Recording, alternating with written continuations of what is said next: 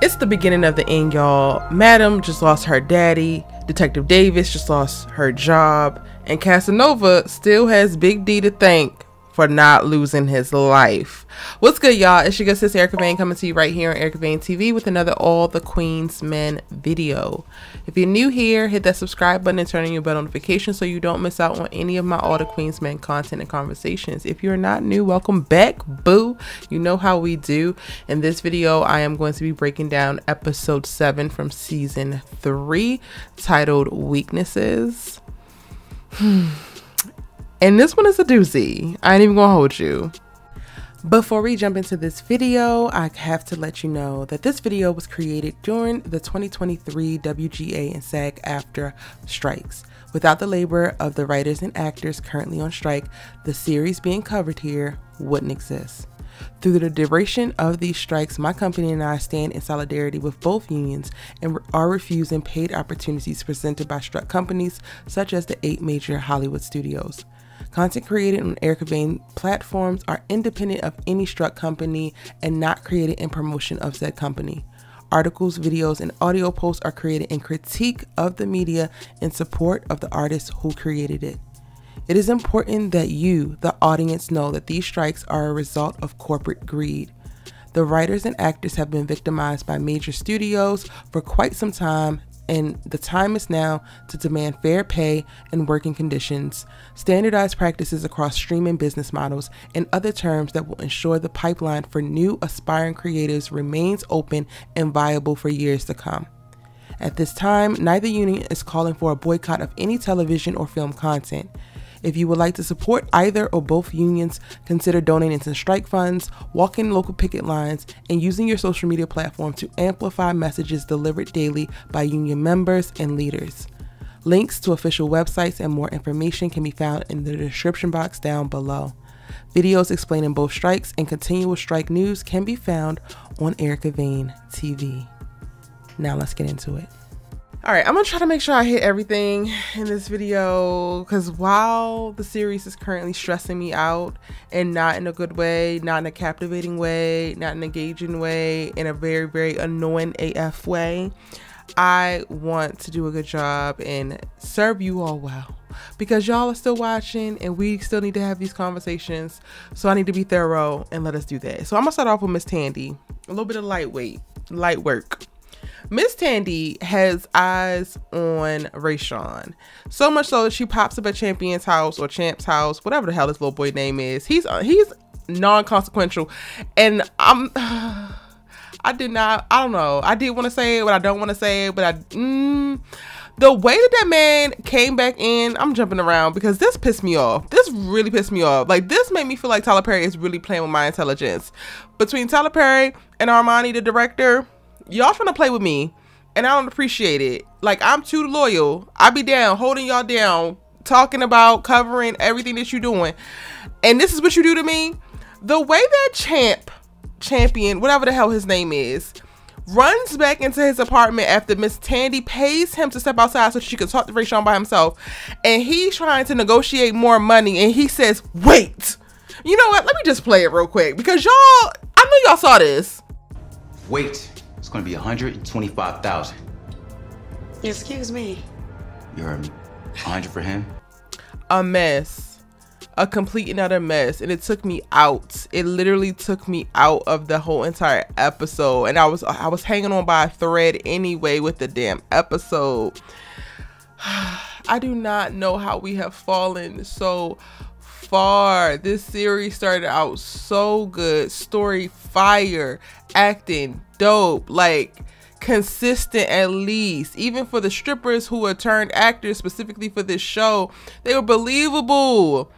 Wait, 100. Wait, you couldn't, Tyler, you couldn't have wrote a, nah, that ain't gonna be enough. You like, is your billionaire status just got you a little bit too far removed for you to give us a little bit more gangster for this gangster show? Okay, let me let it go.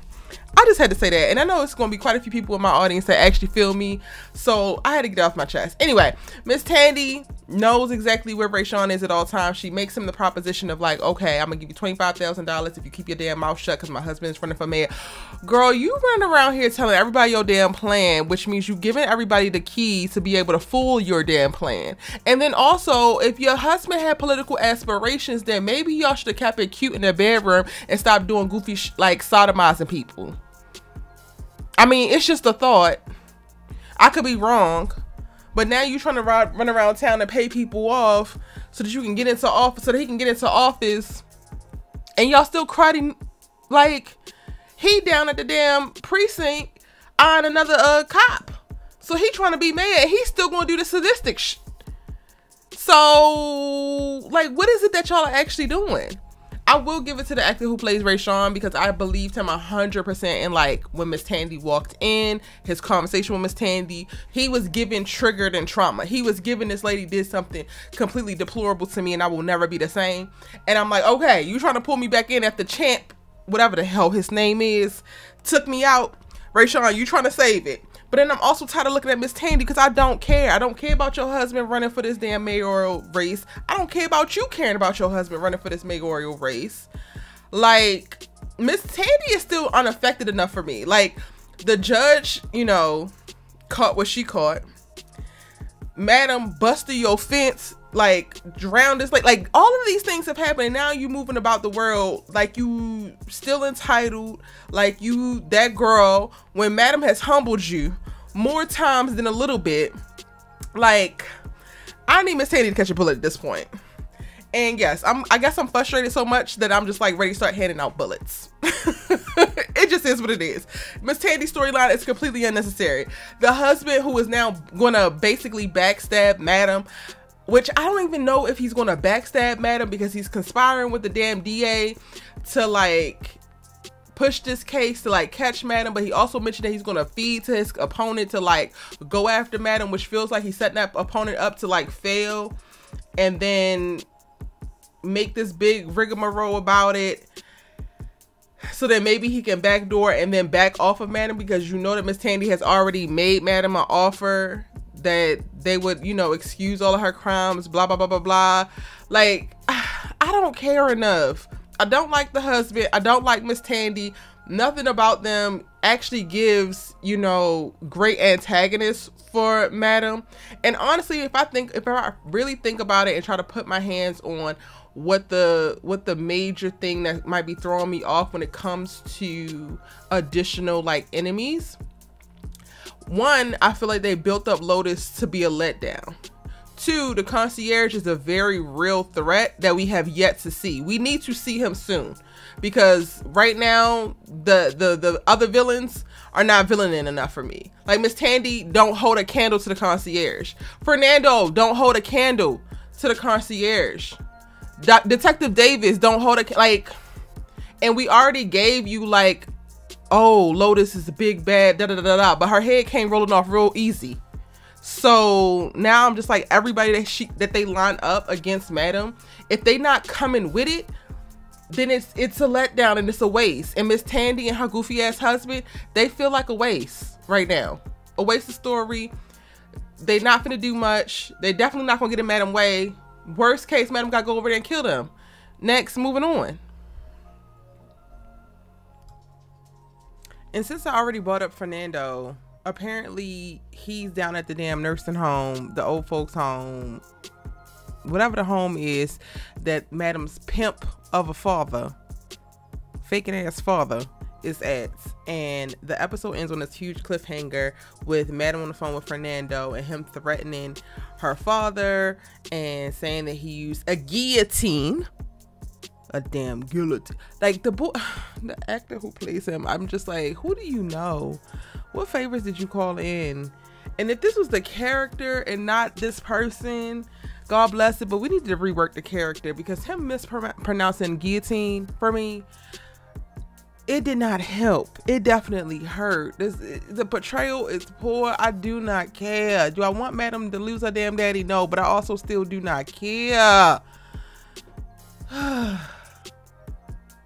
This episode was stressful, but just more so in the line of the last few that had just been a chaotic mess. a chaotic mess of what the hell with the storytelling, where the hell are we going, and why the hell are we going there. By far the most interesting thing in this episode, aside from if Fernando actually went through with severing Madam's daddy's head from his body, is Detective Davis being pushed to the dark side. By the end of the episode, she's coming to Madam, offering up all the information that, you know, she has within her investigation, because she overhears the DA talking with the potential mayor hopeful about how she will hang her out to dry, how she has so much stuff on her and she would do whatever she asks. This is the second person who is pushing Detective Davis to not go by the book, not follow the right line and cross the line to try to get it done, with saddling on another basically inconsequential goal to her. The DA is saying because they need to get this man elected. Her, you know, chief of police is saying because he wants to stay chief of police. None of that actually impacts her. So low-key, I'm just like Madam when Madam talks to Blue after Detective Davis leaves. Like, she really might be serious, because little Miss Mama got that thing laid on her, kind of right, kind of real. And maybe she realized it's a little bit more fun, it's a little bit more life to live on the other damn side. Y'all let me know in the comment section down below if you think Detective Davis is going to hang up her badge, or at least legitimately hang up her badge and come over to the dark side and now be Madam's corrupt cop. I don't know, we can't trust her, but then we also see, like, girl, it ain't much for you over there. Now the episode picked up, because I didn't talk about this and this is my bad, the episode picks up with the fight between Big D and Amp, because Amp tracked Dime. And yes, y'all, in my last breakdown I was telling y'all how I was confused of like why this all happened. It's not that I'm confused by the events that we see, it's just that I feel like there's no continuity in the storytelling to actually explain why or how any of this will happen. Is Amp too drunk and too high to barely make it home, so much that El Fuego has to say, boy, you shouldn't be driving, but then he's completely sober enough to beat Big D's ass and track Dime well across town? And then also, where is the tracker that he put on Dime? Why does he have a tracker on Dime? Like, those are all questions that come up, and I don't think we have proper storytelling being told, not necessarily to tell us all those answers, but to even drop Easter eggs for where the answers could potentially be. There was no hints to any of this. It just feels very arbitrary. So for everybody in the comment section of the last video, like, oh, you're not paying attention, I am paying attention. It's a bunch of random events thrown together and then they're calling it a television show, when before we actually had through lines. You know, the plot actually had some kind of semblance of sense versus a non-sequential group of dramatic events. Y'all, to me, seem to be, or at least the people who are responding the way they have, seem to be more engaged in the excitement, the drama, and the rigmarole of all of this. But as a storyteller myself and as a critic, I'm looking at this and seeing how 1 + 1 is not equaling 2. And that was the only thing that I'm pointing out. I understand that Amp is tracking Dime. Why is he doing so? How is he doing so? When did he start doing so? Because the last time that we actually saw him, his ass was drunk and passed out and didn't even want to pay Dime out. They had to put him out of Eden. When did he get her phone? When did they interact in that way? A time before that, he is demanding that she goes on stage and introduces him the way that she introduced Big D. When did they have any, like, you know what I'm saying? Like, they haven't set it up for us to even understand, what does Amp get out of tracking Dime? And how long has he been tracking her? Is he only now losing it because she's not going home at night? Which could be, you know, part of the story, but they just have to tell us that. They have to show us that. And I just don't think that they have. And let me mention this, because y'all in the last breakdown was like, Erica, you didn't mention how Madam told Tommy that she was gonna let him eat her out. Well, one thing Madam is not is a liar, and we got to see that actually play out. Not Tommy trying to do whatever he can to stay up in the big house. Sir, if you cannot keep her safe and your job is to keep her damn safe, no amount of munch in the box is gonna save your job once she figures out that freaking Casanova's ass is not dead. You not focused on the right things, Tommy. You too busy in this damn box, and you need to be out and about and finding the concierge. Tommy, you're in trouble, I fear. No matter how many times you make Madam orgasm. And before I finish out this review, I want to talk about Dom real quick, because Little Miss Mamas just knew she was doing something, going to go run tell that about, you know, Big D killing Casanova, and Madam was going to be pissed. The most important thing is that she gets freaking Amp's ass into Madam's office, because she snitches about that too. Like, Amp flattened my damn tires. It was given all types of y'all in the principal office, and it was low-key funny, and it was not supposed to be funny.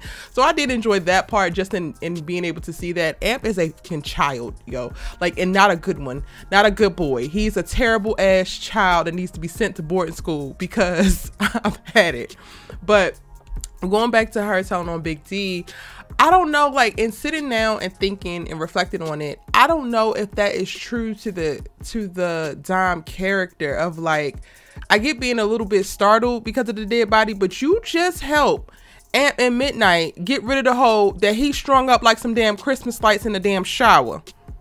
And now all of a sudden you pissed about a dead body in the back of Big D car, and you want him to get out the club. There's killers all around us, mama. What are we talking about? And you know it. So, like, again, I'll ask the question, what are we talking about, Miss Dom? You found out that he had a dead body in there, and you still very much so seemingly attracted to Amp and got an attitude about Amp not wanting your ass, and he keep killing bitches. So, like, at least it's a dead man in the back of the car. Like, I don't know, Dom. I don't know if I can rock with you on this one. And as we saw, Madam is like, girl, I already know that. This was the cop. Calm your coochie. Going back to work. Now, speaking again to the conversation between Amp and Madam, this could have been something that was just very, very amazing. Because honestly, I feel like this was coming to a head to a certain extent. And I have a couple videos to expound upon different theories that I have sparked by these two. So hit the subscribe button if you haven't already, right? But it was a complete letdown towards the end, because Madam tells Amp that he has to stop hurting himself to try to hurt others. And Amp thinks that he got this big ass mic drop at the end, because he's like, well, who are you? Who are you trying to hurting yourself? Last time I checked, she wasn't hurting herself. She hurting all you niggas. Wasn't you strung up in the basement about to die, and that's what you keep crying about? She ain't hurting herself. So what are we talking about? He walks off like he really didn't say some shit, and it's like, sir, one, you deflecting. Two, this doesn't even one-to-one apply. Like, you are legit poisoning your body, doping yourself out of this damn world, attacking Dom, being this ridiculous ass, goofy ass misogynist out of goddamn nowhere. So yeah, you are actually hurting yourself in an attempt to try to hurt everybody else around you. And it's wild, because you're trying to hurt everybody else around you except for me, but I'm the one who almost put a bullet in your goddamn head. What are we talking about? If you want to be mad at Madam, be mad at Madam, but you're not about that life. It's giving hoe. It's giving bitch assness. It's giving you're not brave enough to be mad at who you're supposed to be mad at, and now you running around the goddamn compound crying and shitting in everybody else's Cheerios when you really want to shit in Madam's Cheerios. So if you ain't gonna shit in Madam's Cheerios, then get the hell on and shut up about it, Amp. Move on, brother. And that's what that situation was supposed to give, but it didn't fully give that. I love Madam getting in his face, telling him to sit down. Who he talking to? Because he need to get talked to like that. But then again, the ball was dropped within the conversation, because he was allowed to leave with this understanding of he didn't say some shit and he didn't deflect it appropriately, and everything that was said prior didn't actually matter. It's like, no, it does matter. You're a goofy ass nigga, and you need to stop being a goofy ass nigga before somebody puts you in the ground. Now, before I get out of here, going back to the concierge, some of y'all have some very, very interesting theories about the concierge, because you know I'm looking for him. Since nobody else in the goddamn show is looking for him, you know my ass is looking for him, right? And some of y'all have some interesting takes on where he at. So click this video right here to keep the conversation going, and let's talk about what's next with the concierge.